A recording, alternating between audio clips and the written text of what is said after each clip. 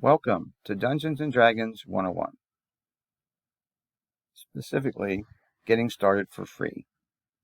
Produced, edited, directed by Tony Moore.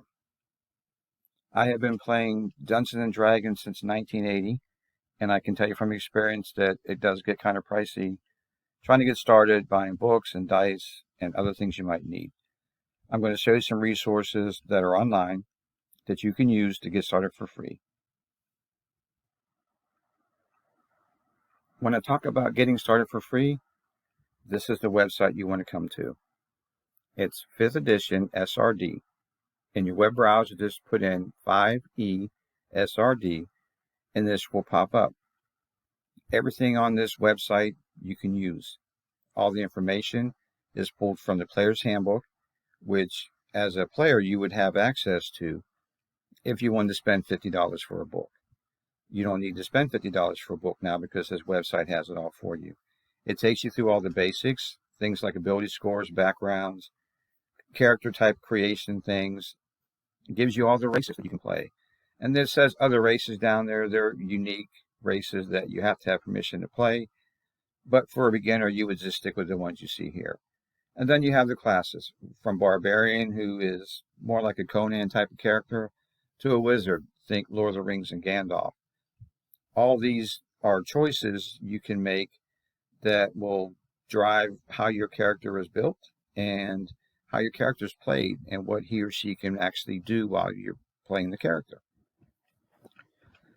Now, there are a number of character classes you can play, but one of my favorites is the Barbarian. They're all about power, they're all about strength, they're all about hitting you hard and making you bleed. On top of that, I have a Cleric. Now, a Cleric gets his or her powers from their deity. They use their powers to heal their allies and to smite their deity's enemies. You have a Paladin, who is essentially a holy warrior, a knight.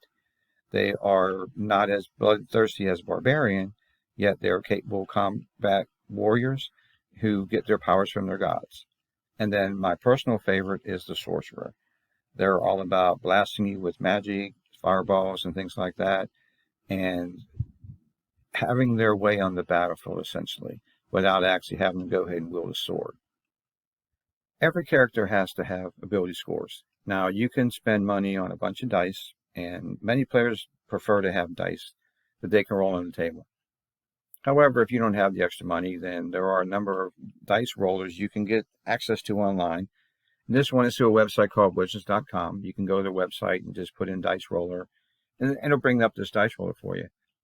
Now, what's neat about this one is that during character creation, every character rolls D6s for their ability scores. And you typically will go ahead and roll 4d6 for your ability scores, and then you remove the lowest one. So in this case here, I have a 2, a 6, a 5, a 6, and I get 19, which is actually really good, but you can only use 3 of them for your character. So I would get rid of the 2 and end up having a 17. And you need to repeat this 5 more times to go ahead and get your starting characteristics or your starting ability scores. So you'd roll it again and repeat the process. So that's 3, 4, 5, and 6. And then what you would do is you would go ahead and take away the 1 dice you're not going to use, and the remaining 3 would be your ability scores. And you would write those down typically on a piece of paper because you're going to use those to go ahead and fill out part of your character sheet that I'm going to show you here in a second. Now that you have your ability scores, it would be time to go ahead and find a character sheet that you can go ahead and download and update.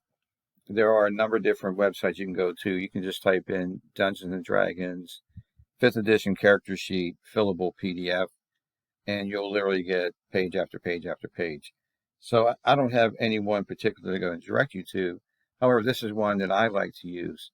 It gives me different options to where I can go ahead and fill all the information in. So for example, I want to run a fighter. I'll fill the strength in, and I'll put the dexterity score in, and then you can see the rest of the scores down through here. You would just put the score in as accordingly, depending on the character you're going to run, and then you would fill the rest of it out in terms of the character's name, their class and level, and things like that. And once you're done filling it in, you can go ahead and select the hide form section, in which case it'll go ahead and blow it up for you. So I'm just going to type a character name in here to show you that on appearance it looks really small. You can see it's hard to see there, but when you go and click off the hide form field, it brings it up. And it does the same thing for all the attributes as well.